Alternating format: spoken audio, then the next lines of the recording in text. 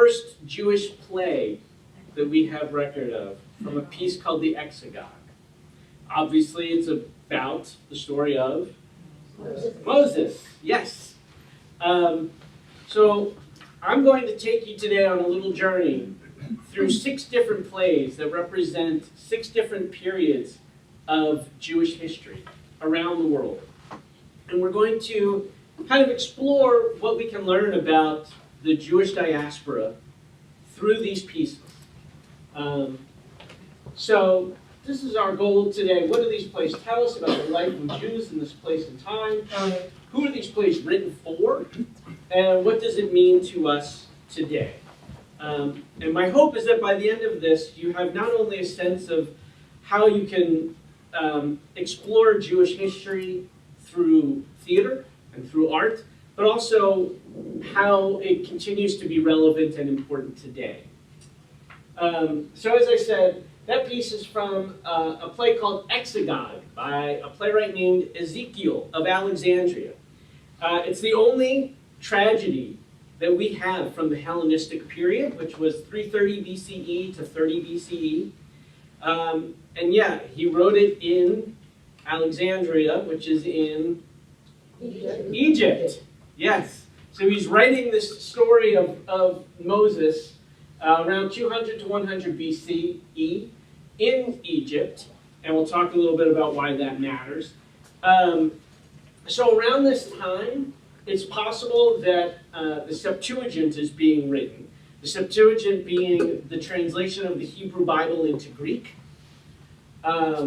So he might have been pulling some from that at the time. This is also the time of the Hasmonean dynasty in Judah, Israel. The Hasmoneans being, who knows? The Maccabees, yes.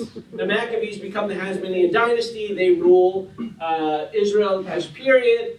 That's a whole other lecture. Anyway, we only have 269 lines of this play, which is perhaps about 15% of the script. We know that he was probably heavily influenced by Euripides and other Greek writers, especially the monologue at the beginning is very indicative of kind of how Euripides used to start his plays. One thing that we know is that at the time, there was some hostility between the Greeks and the Egyptians, and also between the Jews and the Egyptians. So you have this Jewish writer living in this Greek city, surrounded by Egyptians, and he kind of, we think, maybe wrote this play a little bit as propaganda, because he was trying to say to the Greeks, look, we're like you, and we're not like the Egyptians. We're embracing your culture, your norms, all of these sorts of things. It might have also been educational for non-Jews and for illiterate Jews at the time to learn the story of Moses and instill in the Jews in Alexandria a sense of pride in the face of paganism that was all around them. Also, it's a way for saying that the Jews could assimilate, right? It's a little bit of a, we're not trying to be separate. Look, we are embracing one of your great cultural contributions to the world in writing a drama in Greek. Yeah, a phoenix shows up at the end of this play. I don't know how many of your Haggadahs mention the phoenix in the story of Moses. We're not 100% sure why Ezekiel decided to put a phoenix into the story of Moses, except that it was a very powerful Greek metaphor. And so it was probably Ezekiel embracing the conventions of the time. God also shows up as a character.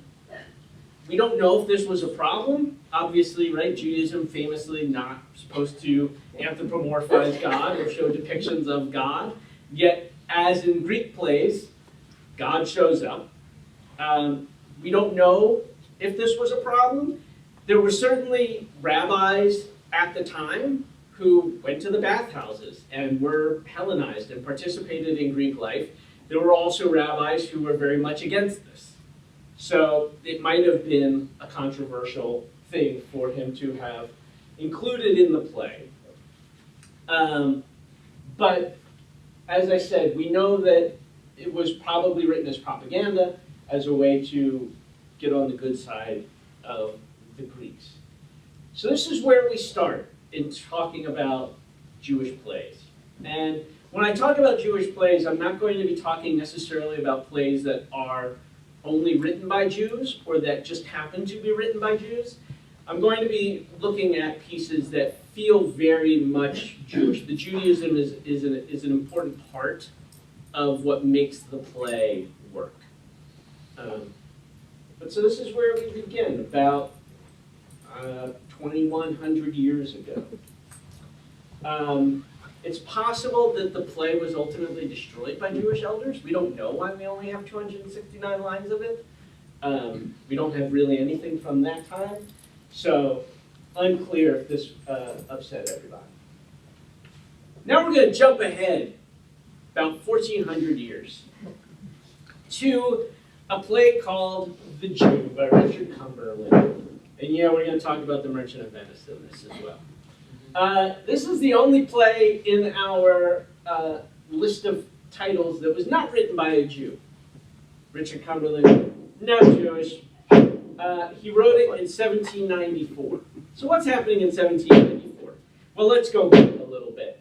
In 1290, the Jews are expelled from England.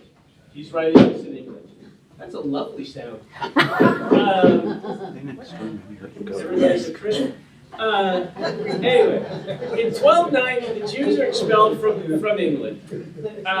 They sneak back into England around early 16th century during the Inquisition, most of them fleeing the Inquisition.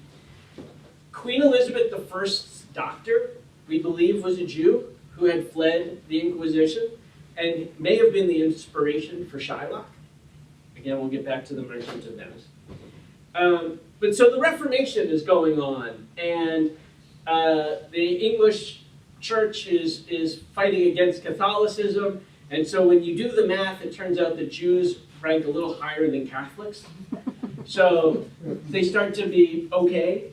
Also, they bring in rabbis to help with the King James Version of the Bible. It is here that the English translation of the Bible becomes de-Hellenized. And so instead of a name like Elias, you get Elijah. In 1655, Jews are officially readmitted into England. In 1753, the Jewish Naturalization Act passes, making Jews citizens of London, or of England rather. In 1754, that act is repealed. So Jews are not officially citizens at this time. But Cumberland is a clerk, a journalist, a playwright, and he's of Irish and Scotch background. And so he seems particularly attuned to sort of English bigotry. Seems to just, as a person, detest cruelty and ridicule and discrimination. He ends up starting a paper in 1785 called The Observer. It's a newspaper magazine. And he creates a character who becomes like a writer, like he writes letters to the editor, essentially. And the guy's name, the character that he creates, is Abraham Abrahams, and is a Jew. And this is one of the letters that Abraham Abrahams, Cumberland's creation, ends up writing to The Observer. And he says, if you could persuade one of the gentlemen or ladies who write plays to give us poor Jews a kind lift in a new comedy, I am bold to promise we should not prove ungrateful on a third night. So this Abraham Abrahams that Cumberland creates gives Cumberland the idea to write a play that is more positive towards the Jewish people. So let's talk about The Merchant of Venice. Shakespeare is having a renaissance in London at this time. Plays are getting done all over the place. And The Merchant of Venice is very popular. And Shylock is very much detested in the play. So I want to sort of pause here because I think it's important as we're talking about Jewish stories in the diaspora to talk about The Merchant of Venice, which has become, it's considered problematic now in ways that it never was. I mean, it was always sort of like, oh, is this play anti-Semitic or not? And now there seems to be a lot of people who are like, we can never do Merchant of Venice again. I want to posit to you that there are characters in the play, most of the characters in the play are anti-Semitic, that audiences have reacted to the play in anti-Semitic ways. I don't actually think the play is anti-Semitic. If you think about the context in which the play is written, Shakespeare, today we would refer to him as like bisexual or queer or whatever. That was not a category, thank you, that they used in Elizabethan England, right? But he liked men as well as women. We know this from his poetry. But sleeping with men is a punishable offense, right? He's also an artist at a time when most theater people are considered one step up from prostitute. He's writing at a time when he's watching a woman in a quote-unquote man's job having to fight all of the patriarchy that she is up against while ruling. And I think the key moment in the play that shows you that the play is not anti-Semitic, that it is actually an indictment of patriarchy, not that they had that term at the time, but is the character of Portia, who, for those of you who don't remember the play, is a young woman whose father has died, and in his will, he has said that whoever opens this right box will win my daughter. She wants to fall in love, but her father has, and she's extremely wealthy, which is why everyone comes from all over the world to marry her, as though she is an object to be won. She falls in love with this guy, and he and his best friend are kind of jerks. But she really likes him, he's really handsome. She wants to help him out. His best friend is a homosexual man, right? Again, not what they would have used, but is clearly in love with this guy that he's given all this money to. Now he's lost all of this money that he owes to Shylock, so now he's on trial, right? So you have all of these people who are on the outs from traditional London society, right? Except for these two guys who are virulently heterosexual, powerful, strong, wealthy men who do nothing but mess up and treat people terribly the entire play. They do nothing to redeem them, right? They've lost all of their money, so they have to borrow. They borrow by taking advantage of someone's feelings. They ridicule Shylock. They steal Shylock's daughter away in the middle of the night in masks, right? They're terrible people. And Shylock has one of them on trial. Portia has to dress up like a man in order to come in and pretend to be a lawyer, right? And she tries to give Shylock an out. And she has this speech that is, the quality of mercy is not strained, it falleth like the gentle rain upon the place below. Beautiful speech, look it up. And for me, the climax of the play is a moment where a woman who has no agency in her life except when she is dressed up as a man comes to this character, this Jew, who also has very little agency, has been treated terribly by everyone, and has become so angry and bitter because of it. And she goes, I get it. They suck. We have to be better than them. And the tragedy of the play is that Shylock says, I don't want to be. And then she has to make a choice. And she chooses the patriarchy and lets Shylock fall. So I don't think that The Merchant of Venice is an anti-Semitic play, but I think it has been taken advantage of by anti-Semites. I think it has been misunderstood. I think the fact that it has been characterized as a quote-unquote comedy, only because in the sense of what a comedy was at the time, it just meant that the lovers ended up together. There was a wedding, so it was a comedy. 80 people could die if they all ended up together. It was a comedy. So anyway, so Cumberland is partly reacting, though, to the way that audiences respond to the Merchant of Venice, which is that Shylock obviously deserves everything he gets because he's a Jew, right? You can imagine that when he goes, "Hath not a Jew eyes," blah, blah, blah, the audience is going, boo! So Cumberland is concerned about this. All right. I will say, however, Christopher Marlowe's Jew of Malta, very anti-Semitic. Shakespeare, I don't think so. Marlowe, yes. All right. So let's talk about The Jew by Richard Cumberland. So he has decided that he wants to write this play that sort of salvages the reputation of Jews, I guess, would be the way that I would put it.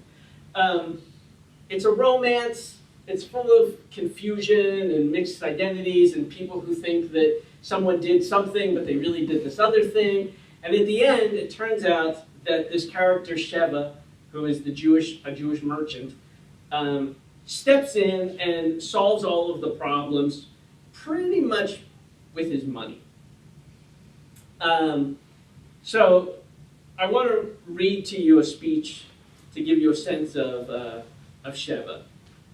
So this is early on in the play, and he's talking to a Christian man who sort of trying to give him some advice and talk to him about the world and things. And Sheva says, the world knows no great deal of me. I live sparingly and labor hard, then I am called a monster. I cannot help it. An uncharitable dog, I must endure it. A bloodsucker, an exhibitioner, a Shylock. Hard names, Mr. Frederick, but what can a poor Jew say in return if a Christian chooses to abuse him? We have no abiding place on earth, no country, no home. Everybody rails at us for their May game and their mockery. Hard dealing for a poor stray sheep of the scattered flock of Abraham. How can you expect us to show kindness when we receive none? So that's a taste of Sheva. The play was very well received. Cumberland was very proud of himself. He said, the benevolence of the audience assisted me in rescuing a forlorn and persecuted character, which till then had only been brought upon the stage for the unmanly purpose of being made a spectacle of contempt and a butt for ridicule. In the success of this comedy, I felt, of course, a greater gratification than I had ever felt upon a like occasion. So he was very proud of himself. It was a big hit. It was translated into Yiddish in 1882, into Hebrew in 1878. But a lot of his Jewish friends didn't really say much to him about the play, which kind of bugged him, because he thought he had done this really great favor for the Jewish community. There's a few people who have different thoughts on why he didn't get the kind of response from the Jewish community that he wanted. Part of it might be that Sheva is like over good.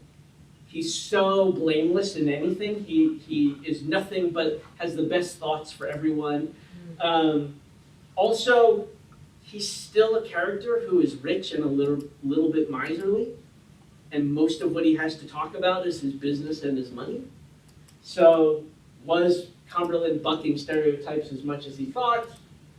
Hard to say. All right, now we're going to jump ahead to the 20th century and Yiddish plays. A Night at the Old Marketplace by I.L. Peretz. So let's fill in a little bit of the gaps between Cumberland and this play. In the 16th to 18th century, Jewish theater, such as it was, is mostly Purimspiels, right? Plays around the story of Esther. They start getting really heavily influenced, though, by European theater, the more that Jews sort of pass through those parts of the world. In the 19th century, the Haskalah movement hits Poland. This is a movement, it's sometimes called the Jewish Enlightenment. It was a movement towards modernity, being less insular, more modern, and theater was a way both to express this move into a slightly more assimilated modernity, and also a way to rail against insularism, right? a lot of it being Hasidism, which was a very insular community. There's all different kinds of Yiddish theater. One of the kinds is what was called Moshe theater or Moses theater, which is a lower class of play that's getting done. But as Jews move west, they bring Zionistic ideas, socialistic ideas that start to undermine Hasidism where they go. And in Poland especially, this movement becomes really powerful. And the Poles start to embrace the Jewish community a little bit. Because at the time, they were in an uprising against their own leadership. So sort of like the Reformation put the Jews slightly above Catholics. The sort of political bent of the Jews who are coming into Poland at this time make them welcome in Poland. They find allies with cultured Jews in fighting against monarchy and trying to get a more sort of socialistic modern government going. Warsaw had an enormous Yiddish population. There were 5 Yiddish newspapers. I.L. Peretz, the playwright behind A Night at the Old Marketplace, was a journalist, and I sort of think of him as the Gertrude Stein of Polish Jews. Everyone came to his living room. Every actor, writer, playwright, intellectual showed up at his living room, and they all talked and debated and all of these kinds of things. And Peretz was really looking for a balance between cultural life, being Polish, and fighting anti-Semitism. So these are some themes that you're going to continue to see, right? Are these like, how does a Jew live in society that is not inherently Jewish? And that's assimilation, really. Like if somebody were to be like, stand on one foot and tell me what Jewish theater is, I would go, it's about assimilation. And fighting it, embracing it, and all the complications that come with one or the other. And I would argue even Yiddish theater is part of that, because they're balancing the tensions of living in this world. Peretz was reacting against this idea that the spiritual center of Judaism had to be Israel. There's another movement that's becoming popular again, I can't imagine why, called Doikat, which means here-ness. This idea that wherever Jews are is where Jewish spiritual life is centered. So the Yiddish community in Poland was very much embracing that concept. They were also reacting to some of the European formalism that came with the Haskalah movement. So this is like a movement inside of a movement reacting against a movement.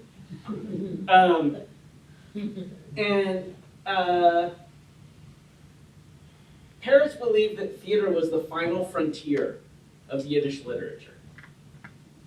That basically, like, this was what Yiddish literature was culminating in. 7 years later, Elie Wiesel would also mention that he thought that theater was one of the most powerful ways for Jewish culture to disseminate. Now he would probably say Netflix, but at the time, theater. So let's talk about this play. This is an image from the play. You can see there's people in masks, there's crazy scenery. That's a sketch advertising the play. And the idea behind Yiddish theater was also to try and attain recognition and legitimacy. At a certain point in the early 1900s in America, the Yiddish theater would draw more of an audience than Broadway. So just think about that for a moment. And Yiddish plays toured the world. Insanely popular. So let's talk about the plot of this play. I'm going to read this because it's too much for me to sort of just tell you. All right. So A Night at the Old Marketplace is Peretz's panoramic chronicle of the entirety of the modern Jewish experience rendered through a modernist lens. Take that. It is poignant and nightmarish. It takes place in a town marketplace over the course of a single night, and features nearly 100 characters representing the broad spectrum of modern Jewish life. There is a wedding jester, a pair of lovers, musicians, wealthy Jews, impoverished pious Jews, revolutionaries, a cantor, political prisoners, dead martyrs, shopkeepers, a perennial wanderer, and others. Halfway through the play, the dead rise from the graves and join with the living in the marketplace, along with talking gargoyles, zombies, and dancing statues. There are also Yiddish theater artists that show up in the play. In a meta-theatrical twist, the play begins with a director, a stage manager, and an actor talking about, and a playwright rehearsing the play and talking about how it's too impossible to stage and they'll never get it done. And then this mysterious wanderer enters, who isn't part of the script. And the wanderer falls asleep on stage, and his dream becomes the action of the play. And in his dream, the dizzying cast of characters exchange philosophical observations on Jewish life. It's all written in rhyming couplets. The characters sing and dance, they pray, they deny God's existence. Political revolutionaries and religious reformers come and go. And in the end, the wedding jester entreats the other characters to run to the synagogue, saying, "Jews, go, go to shul, Jews, go." And then a factory whistle drowns out the voice. And that's how the play goes. I want to read to you, this is a speech that the wanderer, so this guy who sort of shows up on the stage and puts himself to sleep and becomes the dream that happens in the play. This is the speech that he gives just before he falls asleep.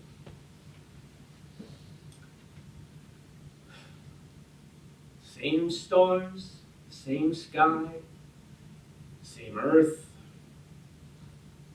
How much these ears have heard, and yet they would hear more.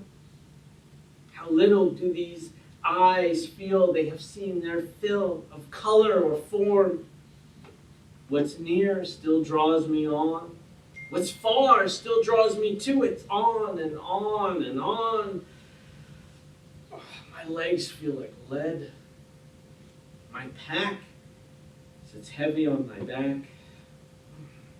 And beside the weight of my own clothes, I bear with me the dust of many lands and roads.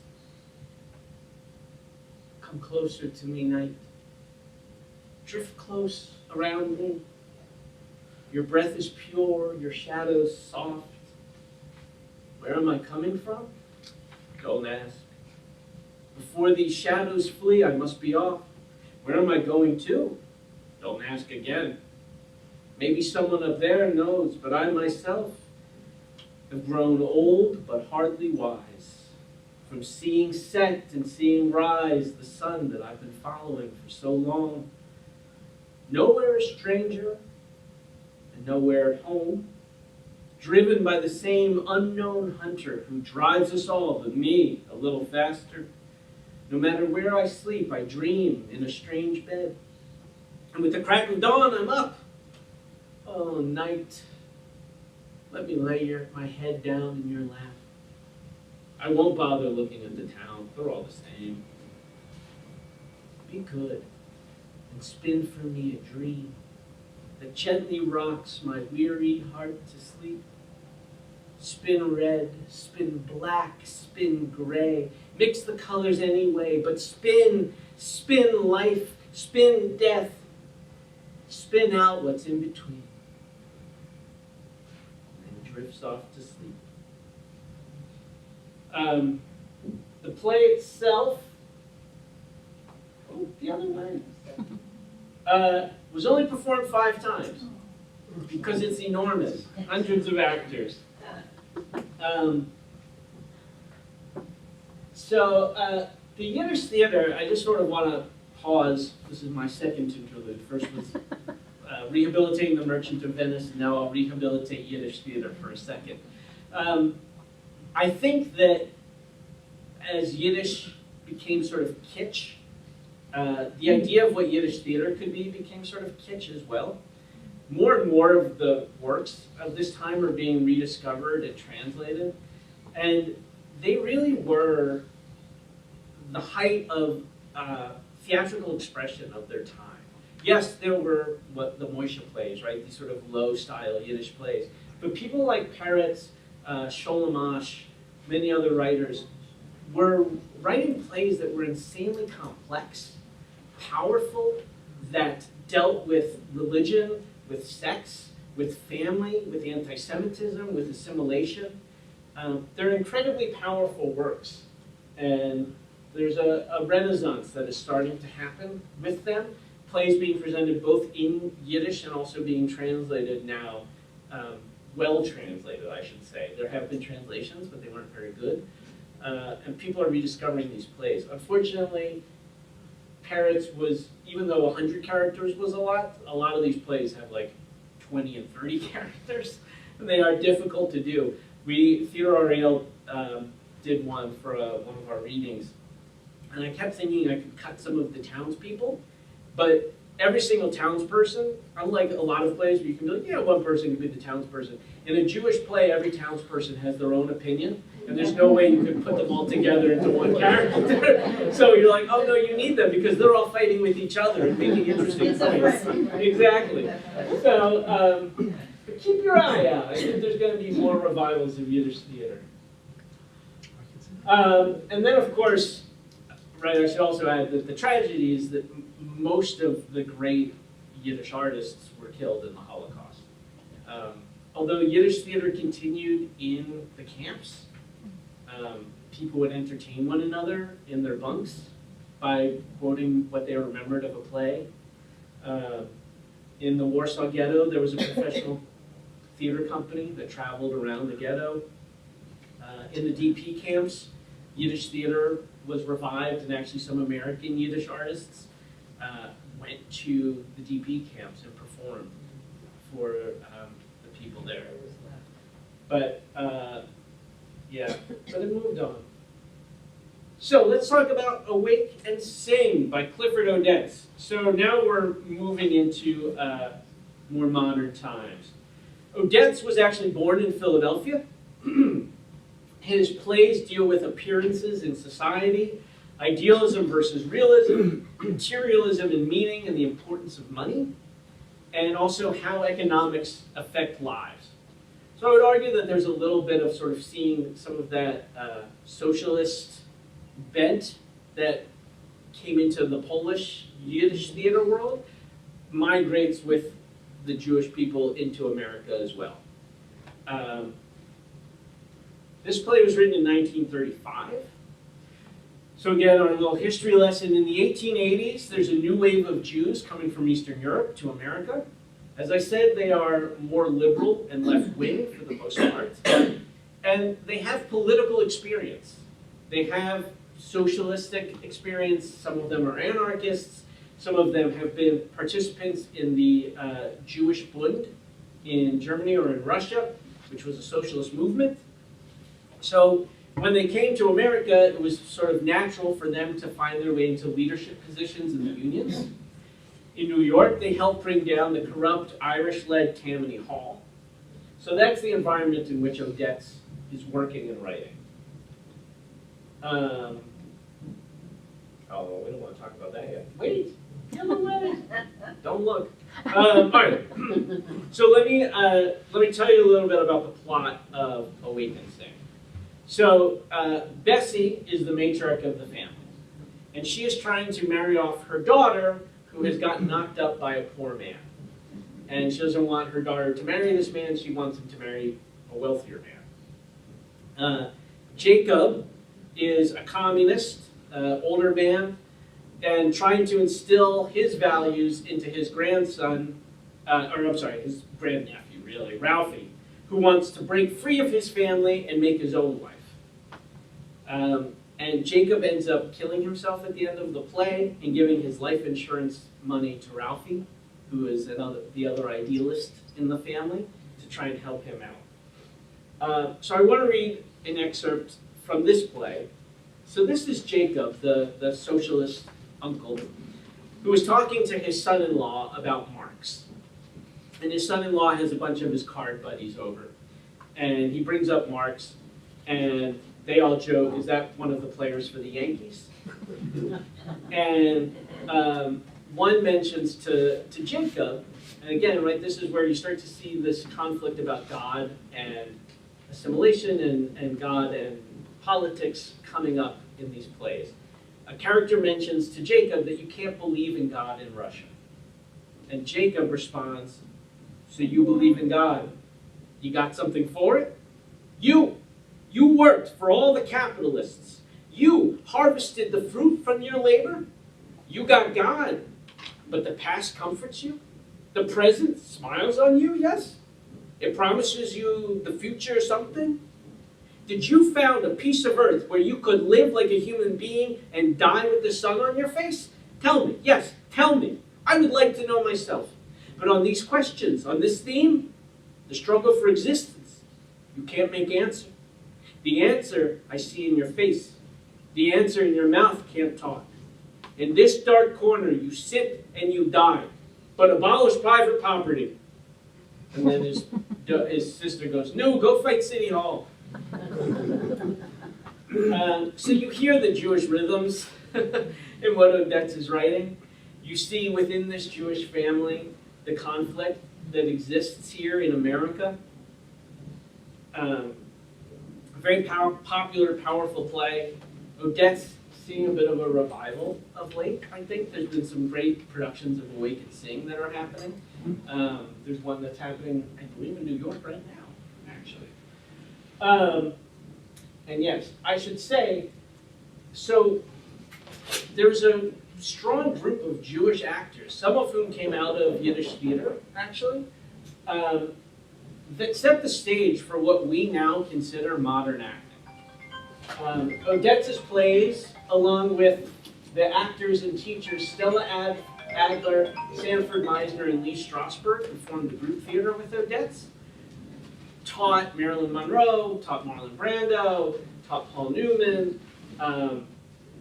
any of the sort of famous movie actors of the 50s, 60s, 70s came through this school.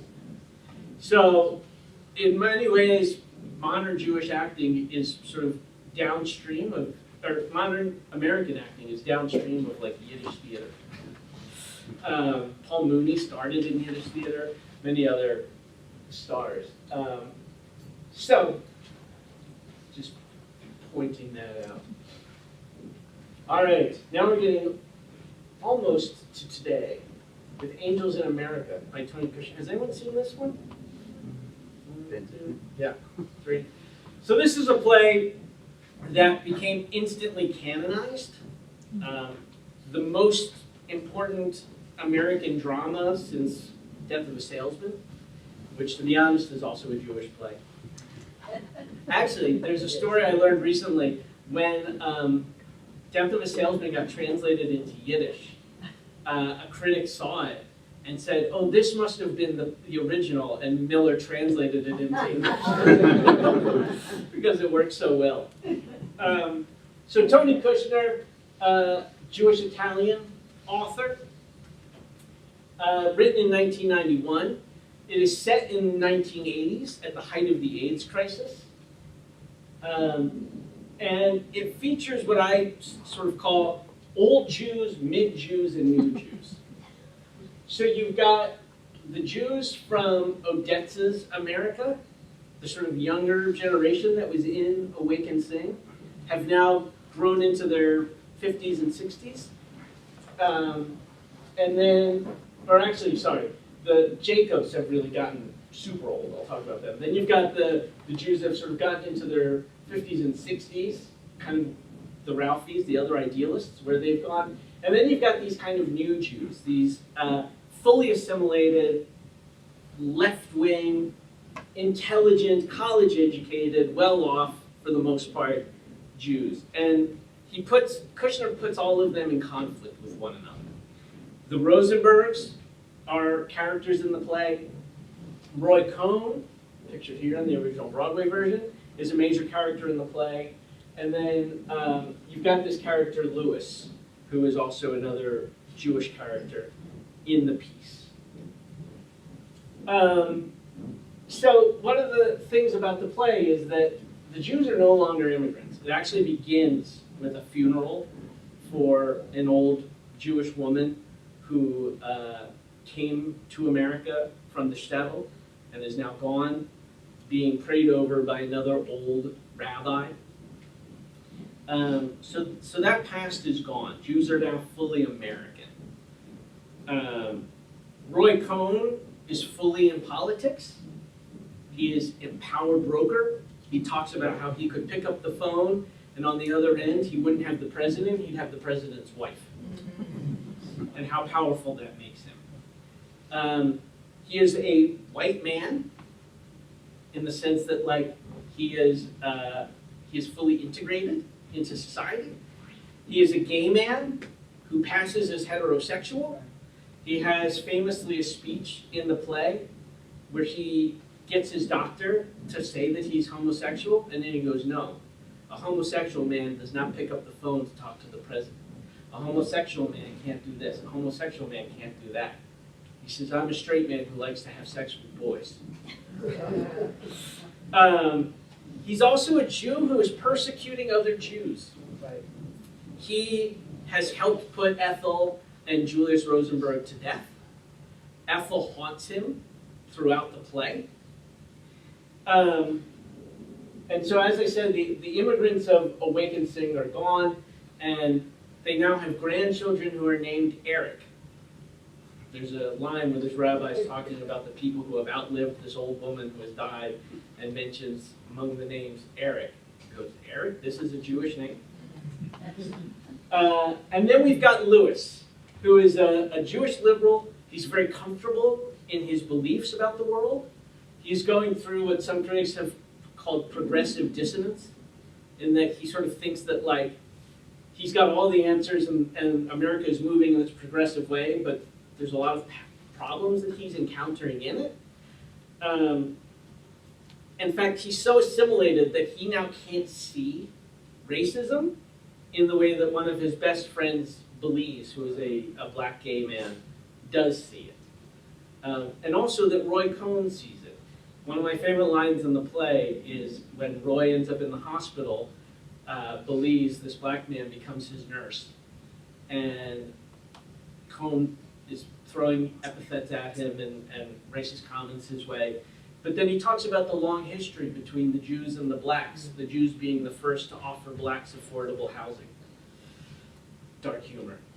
But pointing out the sort of tensions in America between these different minority groups that are often pitted against one another. But so I want to read a speech that Lewis has. He's talking to his friend Belize, and he's talking about race and politics in America. And think about sort of where we started with the Greek playwright trying to sort of tell the Hellenized Greeks, hey, we're cool. Sheva needing to rehabilitate the image of Jews in Europe. Yiddish theater, Odette, and now we get to this character. And he says, power is the object, not being tolerated. Screw assimilation. But I mean, in spite of all of this, the thing about America, I think, is that ultimately we're different from every other nation on earth. In that, with people here of every race, we can't... Ultimately, what defines us isn't race, but politics. Not like any European country where there's an insurmountable fact of a kind of racial or ethnic monopoly or monolith. Like Dutchmen. I mean, Dutch people are, well, Dutch. And the Jews of Europe were never Europeans, just a small problem facing the monolith. But here, there are so many small problems. It's really just a collection of small problems. The monolith is missing. Oh, I mean, of course, I suppose there's the monolith of white America, white, straight, male America, to which Belize says, not unimpressive, even among monoliths. And Lewis says, no, but the race thing, it's taken care of. And I don't mean to minimize how major it is. I mean, it is. This is really, really incredibly a racist country. But it's like, well, the British, I mean, these blue-eyed pink people, it's just weird, you know? I mean, I'm not all that Jewish looking, or well, maybe I am. But like, you know, in New York, everyone is. well, not everyone, but like so many people. But so in England, in London, I walk into bars and I feel like Sid the Yid, you know? I mean, like Woody Allen and Annie Hall with the payas and the gabardine coat. Like, never, never, anywhere. So, I mean, not actively despised. They're not Germans. But I think, you know, they're terribly anti-Semitic and racist, too. I mean, black racists, they pretend that they're not. But anyway, in London, there's just... And at one point, I met this black guy, this black gay guy from Jamaica, who talked with a lilt, but he said his family had been living in London since before the Civil War, the American one, and how the English never let him forget for a minute that he wasn't blue-eyed and pink. And I said, yeah, me too, these people are anti-Semites. And he said, yeah, but the British Jews have the clothing business all sewed up, and the blacks there can't get a foothold.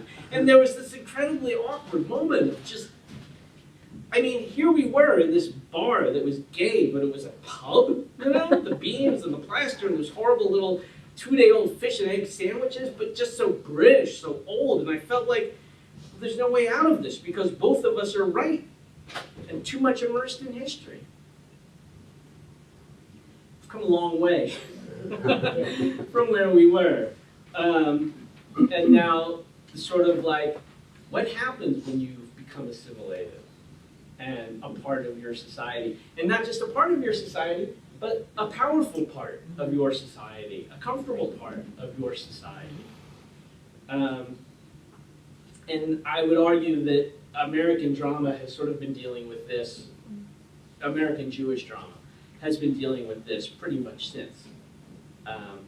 What does it mean to be close to power, to live in a world where you are accepted but still very much hated? And how do you balance all of that? And I think Kushner really went for it.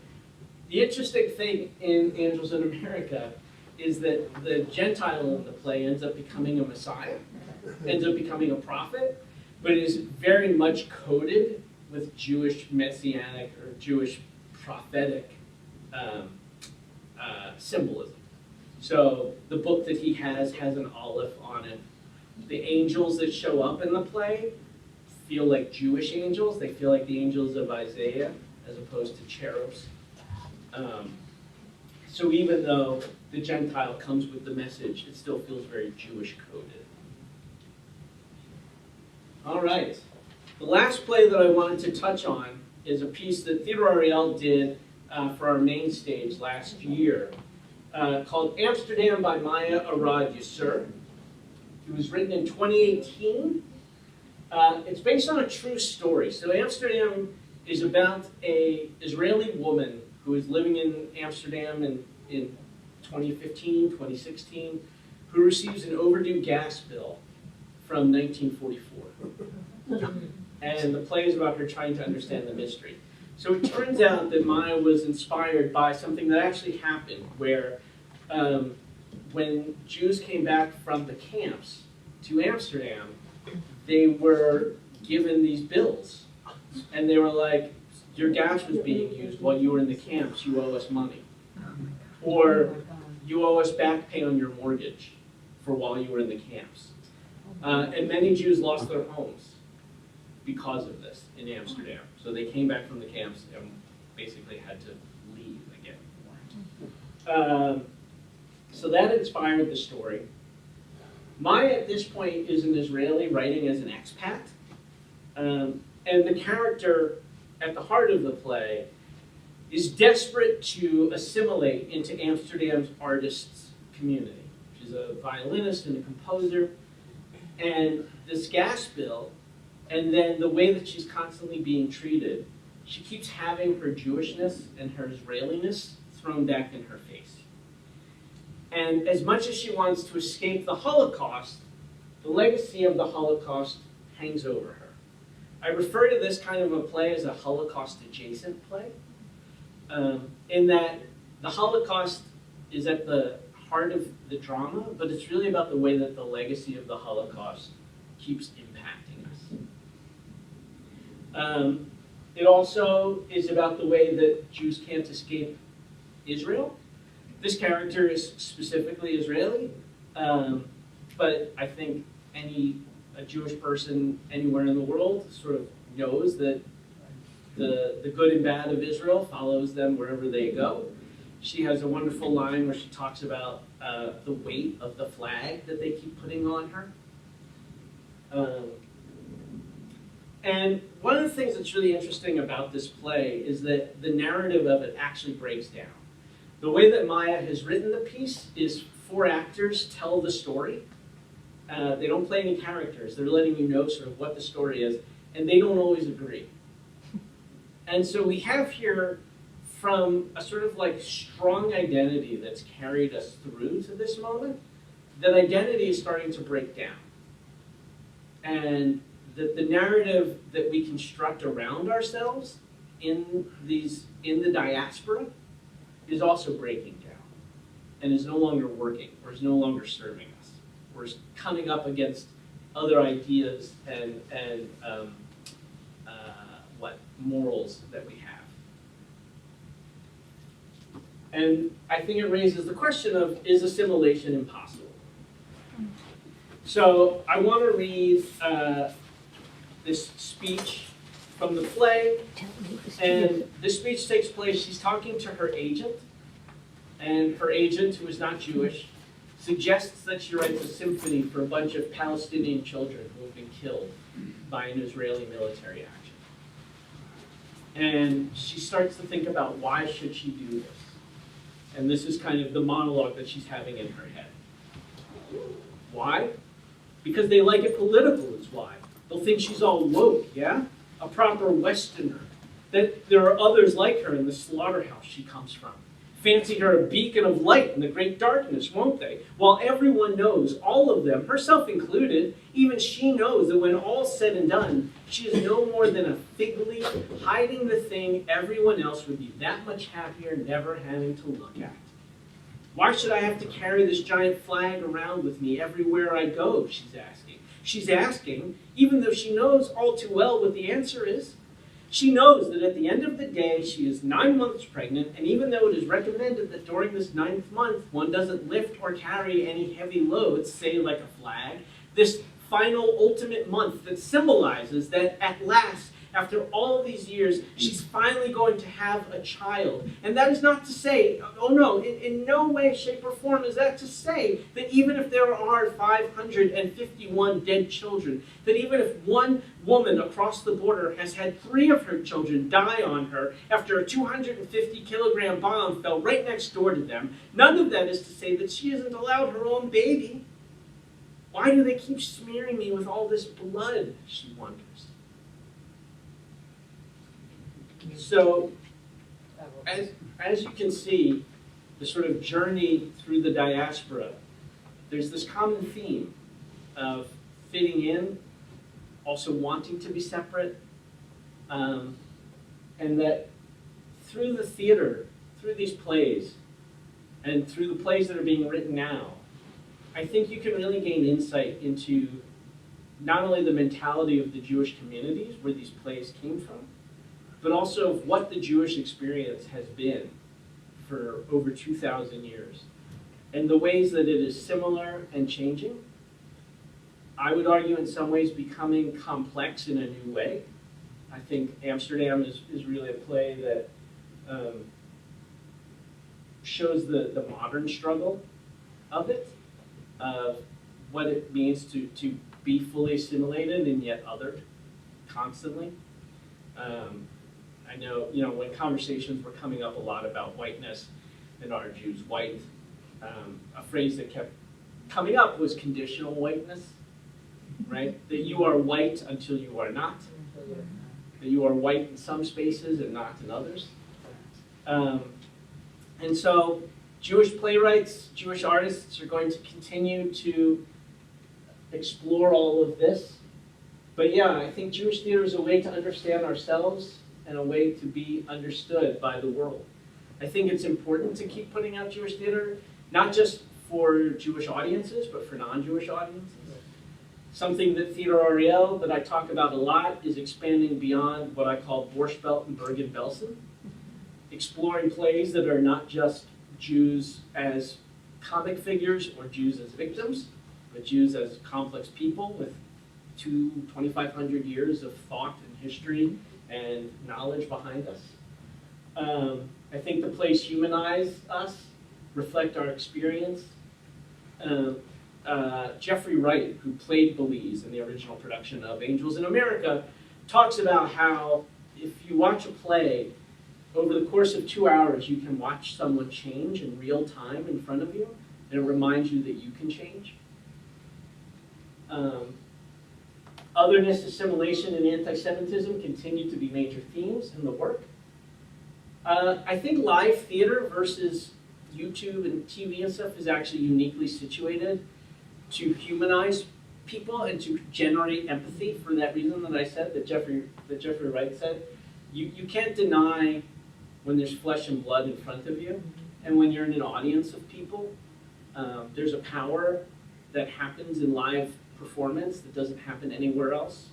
It is temporal as well as spatial. And so I think the question to ask yourselves, the question that I ask every day as the producing artistic director of Theatre Ariel, is what stories need to be told? What stories matter to us? What stories need to be retold? We're actively commissioning work. Our next show is a new play that we commissioned.